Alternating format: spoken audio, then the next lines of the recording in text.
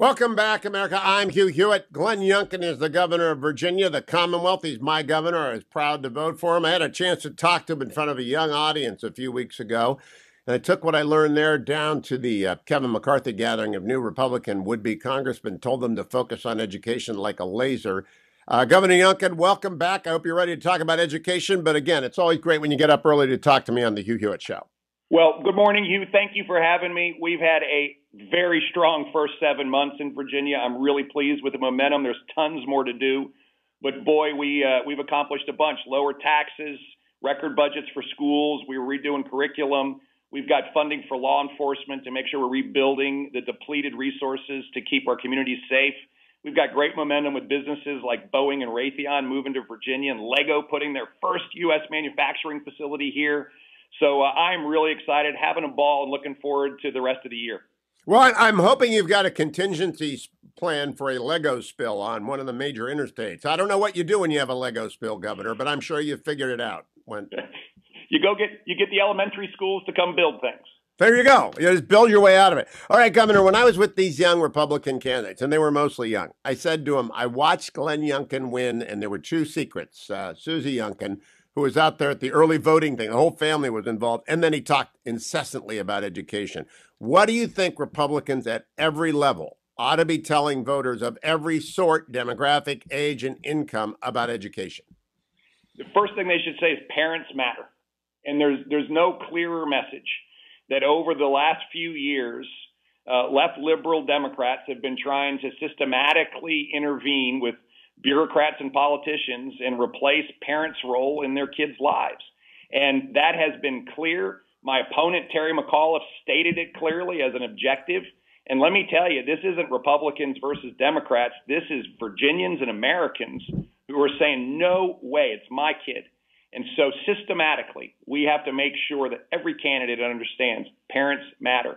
We are raising expectations of excellence in Virginia schools. We funded through the largest education budget in Virginia history. And oh, by the way, we lowered taxes $4 billion while we're at it. We prioritized paying teachers more. They need to be paid more. We've also prioritized innovation and choice in our public school system with lab schools and tax credit-driven scholarship programs. You're going to have to bring a customized platform to each jurisdiction. But at the end of the day, high expectations for achievement and parents matter. Now, Governor, when we run into people worried about choice, they say you're going to leave the poor kids behind. When you talked about it, the audience I was interviewing, it's the opposite. You want to empower parents of straitened circumstances to get the education they want and the opportunity for their kids. And that really begins with curriculum reform. And we got to get ideology out of elementary schools at least, and probably high schools as well. We absolutely do have to focus on curriculum reform. Listen, just this past week, the history curriculum for Virginia had made its way up through a committee that had been controlled by my predecessor's appointments. They put forth the history curriculum. They wanted to remove the title of Father of Our Country from George Washington and Father of the Constitution from James Madison. And I just said, no way. And we went back and delayed things. They're going to go do more work here. We should tell all of our history, the good and the bad. But goodness gracious, we shouldn't denigrate our founding fathers for the great work they did in starting the greatest country on the planet. So there is still huge work to do on curriculum. We need to teach critical math, critical history, critical science. And most importantly, we have to have high expectations for our kids. There's no reason why in a state like Virginia over the last 8 years, they should be reducing standards to the point where we have the lowest standards of achievement in the nation. We should have the highest standards. And so we're putting back high expectations. We can raise the ceiling and the floor. We passed the Virginia Literacy Act this year that brings a whole new approach to K through third grade reading instruction. We funded in extra coaches into those areas in Virginia that need the most help. We can do this, but I'll tell you, we have to aspire to do it, not in fact let our kids believe that we don't expect high achievement out of them. I mean, it's the personification of the soft bigotry of low expectations, and we're going to have high expectations. And I will never accept the fact that Virginia's kids can't be the best. Governor Youngkin, you cannot do what your friend and colleague Doug Ducey got to do, which is radicalize school choice, because you've got a Democrat Senate. And so you can't move through a school choice where the dollars follow the students. You do what you can. But if there's one book you would read, I would recommend to you, it's a new book by John Agreste, former president of St. John's College and he stood up the American University in Kurdistan. Just a great learned man, used to run the National Endowment for the Humanities. The book is called The Death of Learning. And at the center of it is his chronicling of the education ideologues who have captured the classroom. And more importantly, he kind of explains politics. Americans are sick of having the ordinary stigmatized. They're ordinary religious folks. They're ordinary parents. They have ordinary pride in people like George Washington as the father of the country and James Madison as the father of the Constitution. They're very aware of the flaws in their lives and our lives. They're just very rounded. But stigmatizing ordinary people has got to end. And this politicization of everything has got to end. Do parents agree with you on that? 100%. 100%. 99% of Virginians and Americans are working hard every day to just make it. We've watched runaway inflation steal thousands of dollars from hardworking Americans and Virginians. We see them losing faith in the institutions that they need to be able to trust. Their schools, that whether law enforcement is going to be staffed and be able to show up when they call them. I mean, these are the most basic kitchen table issues that we ran on last year, that we built our day one game plan around, and we've delivered. And I will tell you, this is not a Republican versus Democrat moment. This is absolutely America's basic fundamental principles of shared values that we, in fact, have to allow people to live their lives. There is such strength in the liberty and freedom of this nation. And our job in Virginia, as the one who was hired to, in fact, lead a change, is to deliver on that liberty and freedom. I got some time to talk with Jen Kiggins, who is running in Virginia's 2nd District down in the Norfolk, Virginia Beach area. That's all she talked about. She's a mom, a nurse, a veteran, a military spouse. All she talks about is education. And I think every Republican candidate is well served by that. But I do want to tell you what Frank Luntz, I had breakfast with him 2 mornings ago. He showed me all his deck. Affordability, anxiety, anger. People are afraid. They go to sleep worried they don't have enough money to make it through the month. They are anxious about crime and about social upheavals, and they are angry at the indifference of elected officials. Does that match up with your first 7 months in office, Glenn Youngkin? 100%. 100%. I travel around this Commonwealth extensively. I'm listening to Virginians, and what I'm hearing over and over again is I cannot afford to do the things that I need to be able to do. We're watching people making trade-offs. These horrific policies that have emanated from Washington that are basically stalling the American dream are stealing from all of our hardworking Virginians, stealing $3,000, $4,000, $5,000, $6,000 out of their paychecks. And people are worried. We've got to get inflation down, and we've got to reestablish faith in these institutions. I saw last year on the campaign trail that what most important topics were to everybody: education, cost of living, safety. And when we deliver on those most important topics, then Virginians and Americans are going to be pleased with their elected officials. And when elected officials spend time on extraneous topics, not understanding these kitchen table issues, then that's when voters turn the tide and take a blue state like Virginia and turn it red, just like we did last November. Education, cost of living, and safety. Those are the big three. Let me bring up one more, Governor, in your short period of time with me. I've got a great sponsor, andrewandtodd.com. I talked to it's a mortgage lender. They were Sierra Pacific. I talked to Andrew 2 nights ago. People are calling desperate because rents are going up. You know, in Northern Virginia, that's where I live, that's where you live. You know that Amazon coming there is a great thing, but you know what it's done to home prices. Luckily, my pal Gordon Woods sold me my house in Virginia before that happened, sold my kids their homes. What are you doing about, I mean, you can't wave a magic wand and make house prices go down, nor should you. It's the market. But how do you help people get into a house in Virginia, and how do you get more houses built, which is the real solution? This is the critical component of inflation that no one has been paying attention to. Yes, we have rising gas prices and grocery prices and utility bills. And oh, by the way, college tuition. Side note, all but two universities in Virginia have agreed, public universities have agreed to keep tuition flat. I'm still working on the last two. But the cost of housing, both rental or buying a home, has just gone through the roof. We've seen 20, 30, 40% increases over the last few years in rent and the cost of housing. This is a supply and demand problem, Hugh. And we have got to loosen up the permitting and the zoning process in the localities in order to allow for more supply. What we don't need is more subsidies. What we don't need is more false economics incentives in order to put people in already overpriced homes. We've got to create more supply. I've been working with developers and community leaders and, oh, by the way, regulators across the Commonwealth in order to come up with a plan to, in fact, stimulate supply. It is the critical step here in order to get the cost of housing down so that people can live the American dream. I mean, a young couple wants to buy that first house, and they want to feel the return of not paying rent, but in fact owning and building equity in their home. And we have got to stimulate this American dream. You know this and I know this, but I want to know if Democrats understand supply and demand about units per acre, density. They've got to go to Northern Virginia. Infill projects have got to come in. New townhouse developments have got to be built.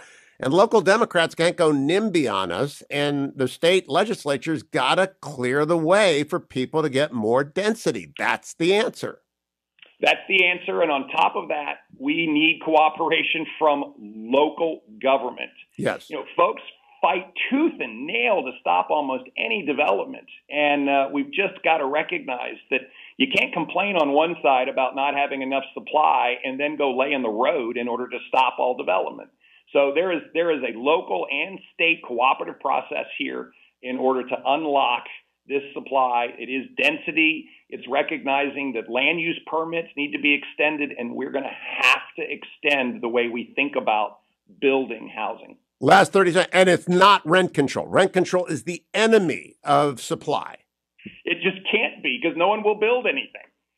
That's it. Governor Youngkin, always good to check in with you. May your second 7 months be as just completely successful as your first 7 months. I appreciate your taking the time. Hugh, thank you so much. God bless you. Hi, Canada. I'm Hugh Hewitt. Thank you for listening. Pat Harrigan is one of the congressional candidates I want to focus on. Yesterday I talked to you about 11 Republicans who are likely to become new congressmen, and they are going to flip the House. But I want more than just flipping the House. I want a big majority. And to get there, we got to win districts like the one in which Pat Harrigan is running. Good morning, Pat. Welcome to the Hugh Hewitt Show. Good morning, Hugh. Thanks for having me on. Pat, let's begin by talking about who you are and where your district is. Maybe the latter first. Let people know where you're running and then tell us who you are. Yeah, so we're running in the 14th District of North Carolina, which is a new and open seat that's situated in the southwest of the state and encompasses basically the southern half of Mecklenburg County, which is the Charlotte metropolitan area, and one county to the west, Gaston County, about 2/3 of that county. Overall, it lays out as a D+5 district, so it's highly competitive, particularly in this environment, and is very, very winnable. Harrigan for Congress is his website. That's HARRIGAN Congress. Harrigan for Congress. He's an underdog, right? He's an underdog, but he can win this thing. So, Pat, tell us a little bit about how do you campaign in a D+5 district? I think any district that's D+10 or closer for a Republican is winnable, but you got to have a good campaign and a good strategy. Yeah, absolutely. I think the key is just being reasonable, consistent, and principled. I think all of these districts around the country that are kind of in that toss-up to D+9 range are just dying for good leadership, reasonable leadership, consistent leadership, principled folks that can really just get things back on track and maybe shift the narrative away from where things have been over the last 5 or 6 years. Okay, so give us some bio. West Point and special operator. Now, Mike Waltz is a buddy of mine, and he's the only Green Beret in Congress right now. I learned about you from Mel Speeds, a retired 2-star United States Marine Corps general, lives down in your neck of the woods, who said, hey, watch this Harrigan guy. He could win. Tell me about your life and your career, where you're from, and how you spent your life. Well, I grew up splitting time between San Diego, California, and a small town in Wyoming. And I went to West Point, studied nuclear engineering, ultimately commissioned into the infantry, went through Ranger training, and got stationed up in Alaska. Took a trip to Afghanistan for 12 months and had an incredible experience at a very small combat outpost in the Argonne just north of Kandahar. Decided I wanted more, volunteered for Special Forces, moved to North Carolina back in 2013 so I could go through the course. Took over a Special Forces team, took them back to Afghanistan in 2015, 2016, and ultimately had a business. And that business grew, and I needed to focus all my time and attention on that. And my wife and I decided at the end of 2016 that we were going to do that and focus solely on our business. We did a series of acquisitions and a merger. And across the last 5 years, we've moved from a double wide trailer in the middle of the woods where we started our business to a 120,000 square foot facility in Western North Carolina on about 80 acres. So we've had a great time, been very, very fortunate along the way, and have some good people around us. So, Pat, I'm a big believer in veterans joining. I talked with a number of people. Derek Van Orden, retired SEAL. I talked with a bunch of people at this Kevin McCarthy gathering of first-time candidates, and Wesley Hunt down in Texas. A lot of different military people, very, very many Special Forces people. I think the Congress needs to become the greatest generation 2.0. That means men and women who served since the Long War began, and you're among Absolutely. them. Do you have a different point of view than your opponent on America's withdrawal from Afghanistan and the collapse that we saw a year ago? I certainly do. I can tell you that was my impetus for getting into this race. Just a year ago, August 15th, August 16th timeframe, I was so frustrated with how things ended in Afghanistan. Didn't have to go down that way. I mean, truly, it was criminal with all the effort that had been put in. And I spent 18 months in Afghanistan. I served with folks that spent many, many, many years of their lives in Afghanistan, and obviously very close to folks that paid the ultimate sacrifice and or have just horrific, lifelong injuries because of their service over there. And to have it end that way was unconscionable. And my opponent spent the days after that failed withdrawal basically talking about how the visa policy of the Trump administration was really to blame for the massive bottleneck in Afghanistan, as opposed to looking at the broad picture of our overall failure of leadership that created that horrific outcome. And so, look, I got very involved in trying to support the party after that and trying to get Democrats the heck out of Washington so that we stop having failed outcomes and ultimately, in no way planned, here I am running for Congress. I got to ask you, Pat Harrigan, probably the best book I've read about Afghanistan is Jake Tapper's The Outpost. It's about forward operating base Keating, how it came to be overrun. It was subsequently, they made the book into a movie. And I've told Jake many times, and we don't often see eye to eye on a lot of things, but his book really did capture what a year in Afghanistan meant at a forward operating base. Were you stationed in such a place? Because that's eye-opening, as is Michael Waltz's book. It's different. People have a different worldview after they spend a year on the front lines in Afghanistan. Yeah, they certainly do. My experience down at a small combat outpost in the Irving Dub was very similar to that. And, odd story, my cousin actually was an F-15 pilot providing close air support during the Cop Keating attack. Oh, wow. So I'm very, very familiar with that incident and what happened there. Look, there's no doubt about it. Any type of combat experience, particularly acute combat experience, decisive combat, changes you. It changes your perspectives because ultimately it kind of puts into perspective the stakes. If I do this, what are the consequences? And so many folks in our society today, and I would say for me, in my experience, it was a benefit to have all that. Yes, it's stressful. Yes, are there lingering impacts of it? Absolutely. But holy smokes, it gives you a set of principles and gives you a perspective that we're not going to allow things to fail, because if they do, they get very, very bad. Harrigan for Congress is his website, HARRIGANFOR Congress. He's obviously an Italian guy. HarriganforCongress.com. Pat Harrigan, tell me, I think you've got kids. I've seen the picture at the website. Your wife is walking along with you. They started the business together. How many children do you have? We have two young girls. They're named Reagan and McKinley, so you can probably guess where my politics. You're coming from the right direction there. So I also believe that inflation, affordability, the anxiety Americans have right now, immigration matters, crime matters, but I think education matters, even in congressional races. And you've got young kids, I've got grandkids. I'm worried about where they're going to go to school and what they're going to hear. I got Glenn Youngkin coming up at the bottom of the hour. How much does that play a role in your race, Pat Harrigan? So education plays a significant role in this particular district, mainly because we have Charlotte Metropolitan Schools that have truly been such a problem for folks here in the district, and people are getting fed up with the system.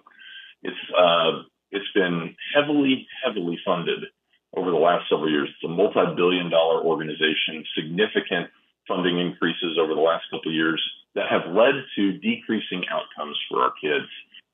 That doesn't work. Look, one of the reasons I'm running for Congress is because I'm legitimately concerned for the future of our country and the opportunity that we're going to be able to provide my children and everyone else's children. We could be the first generation of Americans that leaves less opportunity to the next generation of Americans. And so we have a ongoing school choice argument here in the state of North Carolina. I am pro-school choice. And allowing families to choose where their kids go to school, because truly it's the only way that we can hold some of these organizations accountable. My opponent has voted against teacher pay raises, which is pretty interesting considering we have a massive teacher shortage going on, like many other areas around the rest of the country. So, Pat Harrigan, let's finish by talking about money. HarriganforCongress.com. How are you doing on the fundraising? How are you doing on small donors? I know you always need them more. HarriganforCongress.com if you want to help. How are you doing? We're doing great. We're building a great network of folks, both within the state and outside across the country. I think people are really getting switched on to the understanding that this district is truly winnable. It's not a long shot. It's tight. It's neck and neck. It's polling D4, D5, 4%, 5% difference right now. And as we get into the last 64 days, we need as many resources as possible to take on our opponent, who is better funded. It's a democratic machine. So anything anybody can do to help will go a long way. We'll use it wisely. And I hope that we can serve the people of this district honorably and well. Harrigan, FOR Congress. Mel Spees does not steer me wrong. HarriganforCongress.com. Thank you, Pat. Good luck. Come back before the election. I'll be right back, America. Stay tuned. Morning, glory, America. Bonjour, hi, Canada. Hugh Hewitt. And I am here to tell you it's Friday. And I'm glad for a Friday, especially one when I've been off traveling. And the Beltway is getting ready to leave us alone for a couple of months. And there are two stories that I want to talk about today. Fridays, I'll talk to Sonny Bunch. We'll have some fun. I normally lighten things up on Friday. There are two things I want to talk about. The affidavit supporting the search, the unprecedented search. And I can't say that enough. When I say unprecedented search, that's what I mean. The never happened before in our life search. Never happened before in the history of America search of a former president's home. He's a future candidate as well. Very, very troubling because it's a political act as well as an alleged act of the criminal due process. And as Lindsey Graham likes to say, no one is above the law. And this abuse of the legal process has got to stop. Lindsey Graham should not be showing up in front of a South Carolina jury, and I hope the 11th Circuit puts a halt to local prosecutors summoning people from Washington, D.C., who are not in their state on far-fetched theories. He's a senator, for goodness sakes. He shouldn't be called down to a grand jury in South Carolina. But this is big. And I also want to talk about the resolution of the Deshaun Watson case. So it's a R-rated conversation, perhaps, coming up.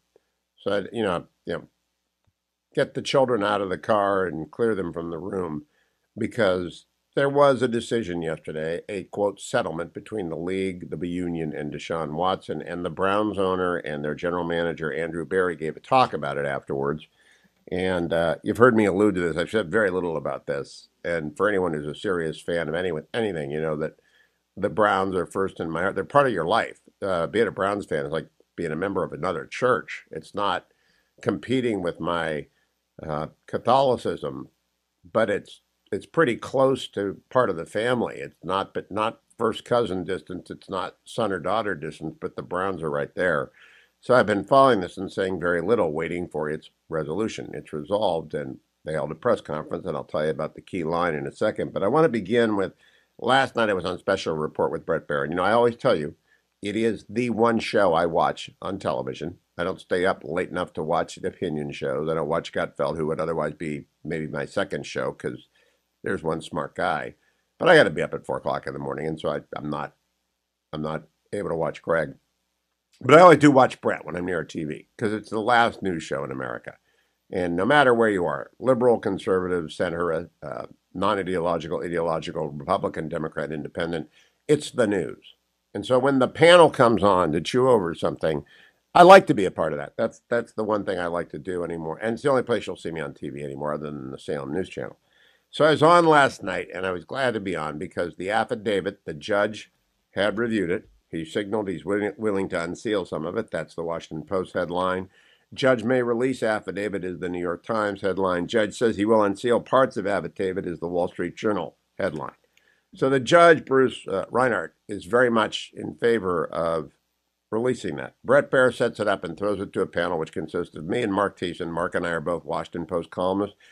Harold, Harold Ford Jr. is a fine guy, Democrat, another University of Michigan lawyer. He likes to allude to that. And I don't know. I think we were there at the same time. I can't remember. I don't think Harold was in my class.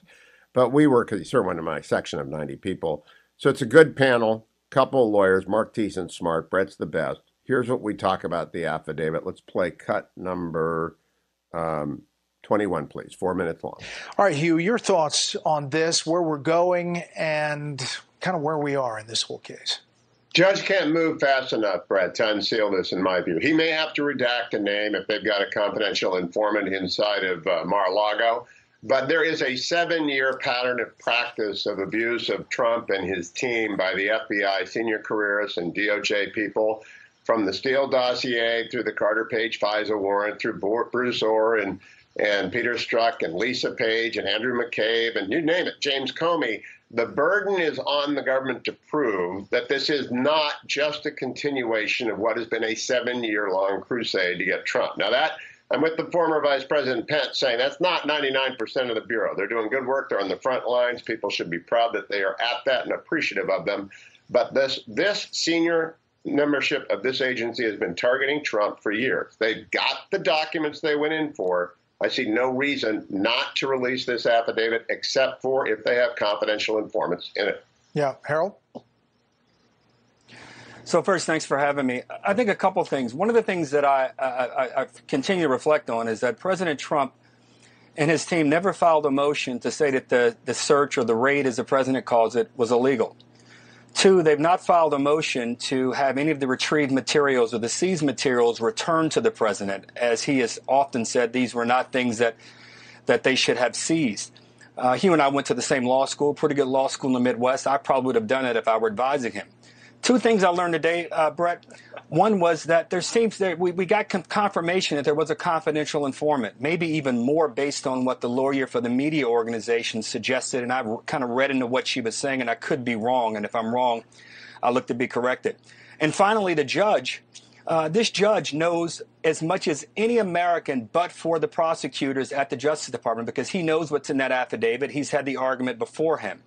And he believes that some of this affidavit should be released. We said a few days ago, and you've been saying for days now, Brett, this pace of this investigation has picked up. It's been forced by some of the things that have happened, whether the Justice Department wanted it to happen or not. And they're going to have to adjust to it. And this judge apparently is going to release some of this affidavit and give us a lot more transparency. And I, for one, like you and others, I welcome that. We'll see how much transparency. I mean, it could be totally redacted. We put up the redactions before of some documents that we've asked for under a FOIA request. Mark, there is this time issue, and eventually the Justice Department is going to have to come into a conclusion whether they're going to charge the former president or not. Meanwhile, we're running the traps on this affidavit, and that could get appealed. Your thoughts on all this? Well, first of all, I'm open to the possibility that this was a legitimate search and that it was right to happen. And mishandling classified information is a serious issue. But the problem is that the Justice Department and the FBI have no credibility of fairness of objectivity for all the reasons that Hugh listed to. If you're going to take the unprecedented step of raiding the home of a former president, you have to do it with unprecedented transparency. And if this does get to the point where there's a prosecution, the legitimacy of the prosecution, opinions are hardening. People are coming to conclusions in the absence of objective information. So, and it's not just the politicization, the politicized 7-year investigation of Donald Trump by the FBI and the Justice Department that is called into question. It's the fact that the FBI whistleblowers have come forward and said that inside the FBI, senior officials have had a scheme to suppress the Hunter Biden investigation. You had Merrick Garland, who weaponized the FBI to go after parents. So they've politicized themselves. And if they want the American people to trust them in something as serious as this, they need to do this with more transparency than they would even be comfortable with. Yeah. You've got Senator Chuck Grassley and others writing letters to the FBI about their concern about bias in previous cases. But we'll follow this, all elements of it. And the panel comes back later and we talk about polling. Might as well cover that right now. There are new polls. Fox News may be the best polling group out there. There are new polls out that show Ron Johnson is behind in Wisconsin, and that was one of the two. The other one shows Arizona Blake Masters about 5 points behind. That's not of concern to me. I think Dr. Oz is not 11 points down in Pennsylvania. I think he's closing. I think Herschel's going to win, J.D. Vance is going to win, and McConnell's going to be the majority leader again. But the majority leader was the leader McConnell was out yesterday saying, I don't know, it's going to be close. It is going to be close. A lot depends between now and then on how candidates execute. But Brett comes around to me again, and I rarely go a minute and a quarter, but I did a minute and a quarter yesterday because my jihad against polls continues. Cut number 20, please. Hugh, you're already hearing the Senate Minority Leader. He said it here on Special Report. He said it again today, saying that, well, it's possible that we don't win the Senate back, and it's candidate choices is what he called it today. Mitch McConnell did. Well, Leader McConnell is rightly setting expectations low. But Brett, you and I have talked about it. I do not believe polling is anywhere near accurate. I went back and looked at the Ron Johnson, Russ Feingold race from 2016. Marquette poll. In August of 2016, Johnson was down by 11 and 12 points in Monmouth and Marquette. In September, he was down by double digit in 2 more polls. The last 3 polls taken the week before the election for Ron Johnson had him down 1, 2, and 5. He won by 3.4. I remind people, Wisconsin, the week before the election, ABC and Washington Post said Joe Biden was going to win by 17 points, and Joe Biden won by 0.6 points. Wisconsin cannot be polled. Yeah. Arizona just had their primary. So I just don't buy the polls. And I also think people like Herschel, who I talked to today, they're becoming better candidates by the week. The leader is setting expectations low, but I still think he's looking to become the majority leader again. I agree. You see, I just don't believe polls. And if you believe polls, you should not be listening to my show because I am a skeptic of their ability to do it right. Stay tuned.